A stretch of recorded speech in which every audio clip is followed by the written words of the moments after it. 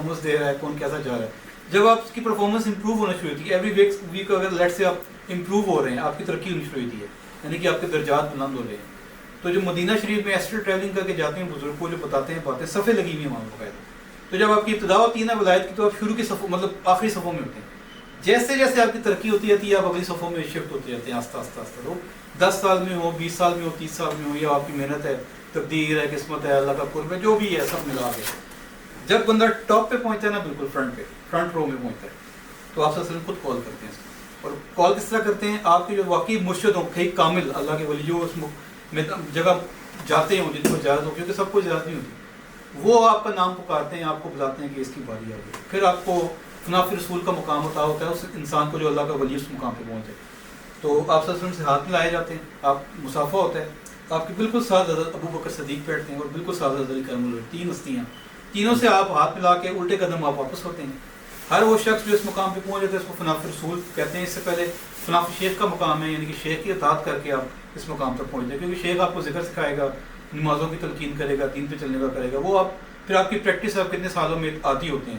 جب وہ مطمئن ہو جائیں گے اور آپ کی ترقی ہوتے ہوتے آپ فرنٹ رو میں آ جائیں گے, تو آپ کو روحانی بیعت کرائی جاتی ہے آپ سے کے ہاتھ پہ. مطلب کچھ بڑے خوش نصیب لوگ ہیں دنیا میں جن کو یہ حاصل ہوا ہے مقام.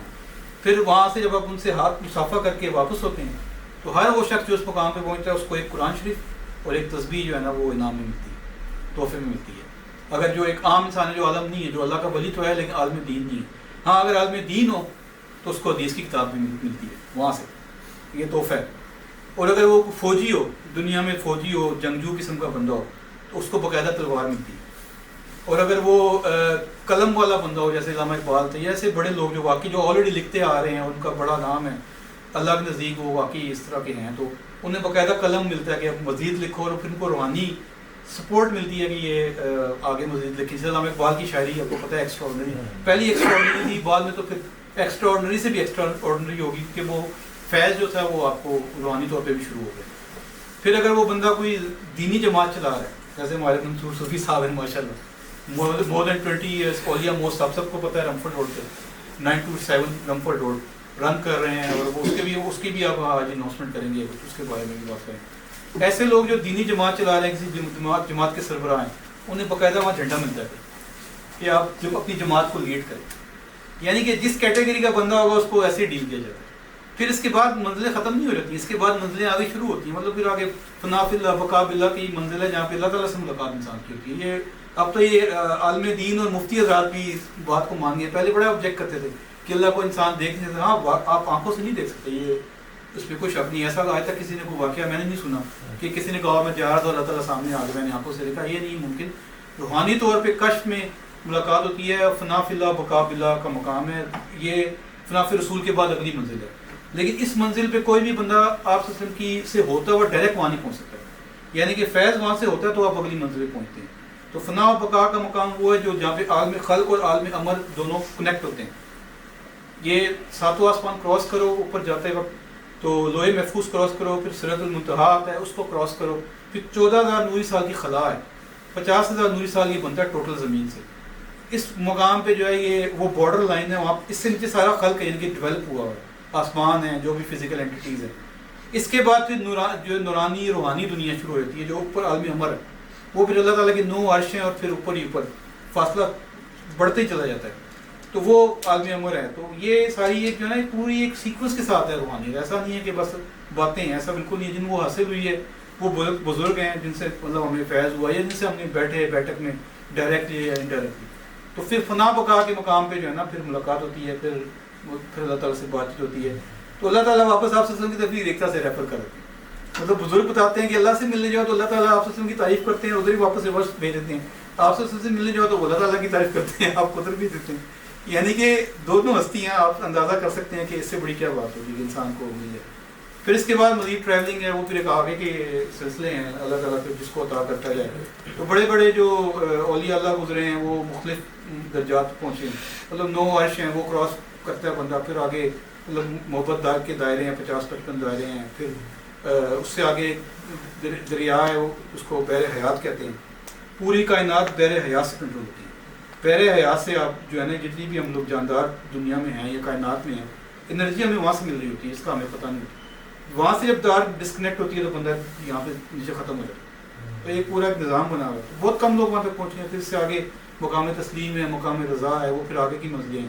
مطلب مجھے افسانی رحمۃ اللہ علیہ کے بارے میں سننے میں آیا کہ وہ مقام رضا تک پہنچے اور ان کے 2 خلیفہ حضرات مقام رضا تک پہنچے. تو کچھ عالم برزخ میں جو اب بھی بزرگ ملتے ہیں وہ پچھتاتے ہیں کہ ہم مقام رضا تک نہیں پہنچ سکے, مقام تسلیم تک تو پہنچے ہیں. یہ وہ منزلیں جو بہت ہائیسٹ میں آپ کو بتا رہا ہوں. لیکن سفر ختم پھر بھی نہیں ہوتا. یہ اس سفر کا جو کہ منزل ہے نا وہ راستہ ہے, یعنی کہ آپ چلتے ہی رہتے ہیں.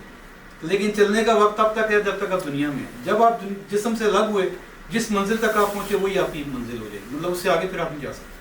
تو میں لوگ سب کو یہ سمجھاتا ہوں, جتنی زندگی ہے, جس کی جتنی اللہ جانتا ہے کتنی ہے, جتنی محنت ہو سکتی ہے کریں. دل روشن کرنے پہ اور لطائف روشن کرنے میں قبر سے پہلے تک ہے. اس کے بعد پھر پچھتانا ہے کہ یار میں یہ کر لیتا, میں تو یہ جاب کرتا تھا, میں بزنس کرتا تھا, میرے پاس ٹائم تھا, میں روز گھنٹہ دین کے لیے بھی دے سکتا تھا, آدھا گھنٹہ صبح آدھا گھنٹہ رات کو ذکر ہی کرنا تھا نا, اور کیا کرنا تھا. تو مجھے بھی یہ چیزیں حاصل ہو جاتی ہیں. مطلب ساتھی بیٹھے ہیں مختلف فقہ سے ہیں ہوں گے, مختلف آپ کے سلسلے ہوں گے. میں اس وجہ سے نام نہیں لیتا کہ کئی باتیں ایسی جو غیبی ہیں, جو اولیاء اللہ نے بتائی ہیں, جو میری اپنے ذاتی مشاہدے میں نہیں ہیں. ایسے لوگ جن کا بڑے صغیر میں بہت نام ہے, آج دنیا کو جان, میں ابھی ذرا سا بھی ہنٹ دوں فوراً آپ کو پتہ لگ جائے گا میں کس کی بات کر رہا ہوں. دنیا سے جا چکی ہیں, بزرگ ان سے جا کے ملے ہیں قبر پہ. آپ کو پتہ ہے کشف القبور آپ سب ماشاء اللہ جانتے ہیں, روحانیت میں ممکن ہے. اب وہ پچھتا رہے ہیں. پوری زندگی دن کی خدمت کی, نمازیں پڑھائیں, قرآن پڑھایا ہوگا, اتنی بڑی بڑی ان کی جماعتیں ہیں, لاکھوں نہیں کروڑوں میں مرید ہیں ان کے, بڑے صغیر میں بڑا نام ہے, دنیا سے وہ جا چکے ہیں. قبر بھی خوشادہ ملی ہے, بخشش بھی ہو گئی ہے, پھر بھی پچھتا رہے ہیں, ذکر نہیں کیا. کہ میں نے ذکر کیا ہوتا میرے لطائف روشن ہوتے اور میں آج ایسٹری ٹریولنگ کرتا, میں بھی آ جا سکتا. وہ جو ان کی قبر ہے, جو ان کو اندر خوشادہ ملی ہے, وہ اسی میں قید ہے. ان کے لیے وہ جیل بن گئی ہے, وہ آ جا نہیں سکتے کہیں پہ بھی, ان کو اجازت نہیں ہے. اللہ کے ساری زندگی دین کا کام کیا. یہ بھی کوئی نہیں کہہ سکتا بزرگ نہیں تھے, نیک نہیں تھے, ہر چیز سے ان کی بات. یہ پچھتانا جو ہے نا, میں نہیں چاہتا کہ کوئی پچھتائے مرنے کے بعد. تو ہم دعوت عام ہماری ہے 1 سال, آج رات کو 12 بجے پورا 1 سال ہو جائے گا یہ محفل کرتے ہوئے. 2 فروری کو ہم نے اسٹارٹ کی تھی پچھلے سال. تو پوری کوشش ہے ہماری کہ لوگ ذکر پہ آئیں اور فیض یاب ہوں. ہم لوگ یہاں دعا اجتماعی بھی کرتے ہیں, اور انڈیویجول پرابلمس بھی اگر کسی کے ہیں وہ بھی ہم دیکھتے ہیں. مطلب وہ روحانی اگر کسی کا ہے, صحت کا مسئلہ ہے, جسمانی ہے, روحانی ہے, ماشاء اللہ خرم صاحب ہیں, ہمارے منصور بھائی ہیں, یہ بھی ہمارے استاد ہیں. مطلب مجھے بے شک اللہ کے حکم سے ہوتا ہے جو ہوتا ہے, لیکن ہاتھ پکڑ کے جو بندہ کہتے ہیں نا یار ادھر آؤ یہ کرو, وہ منصور صوفی صاحب ہیں, ماشاء اللہ بیٹھے ہیں ہمارے سامنے. 2013-2014 کی بات ہے. بہت میں وہ اب نہیں چھیڑوں گا, کیونکہ قصہ بہت لمبا ہو جائے گا. تو کس طرح یعنی کہ وہ بتایا کہ یار آپ تم ادھر جاؤ اور اب یہ کرو. مطلب یہ میرے استاد ہیں. تو انہوں نے مجھے بھیجا, پھر ہمارے ایک بابا جی تھے, اب تو دنیا سے پردہ کر گئے ہیں, تو کس طرح سلسلہ شروع ہو گیا.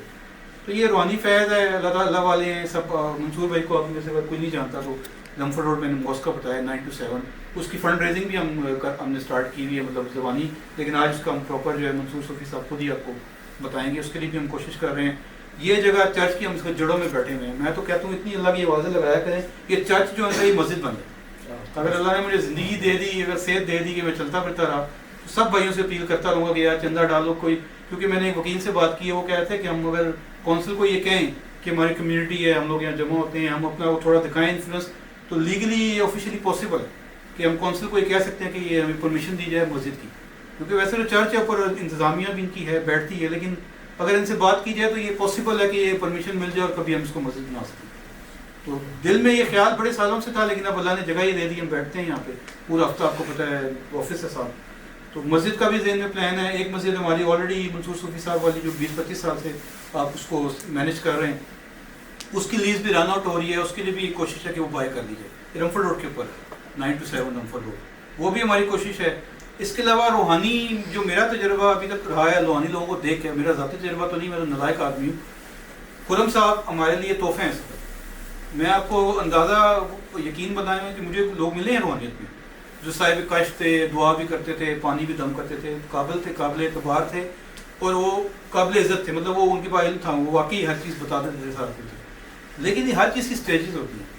یہ لوگ کئی بار نہیں سمجھتے, یہ ذکر کرنے سے ہی یہ چیزیں ملتی ہیں. کئی لوگ کہتے ہیں ذکر کر کے کیا کریں, ہم خدمت خلق کر کے حاصل کریں. خدمت خلق ضروری ہے دین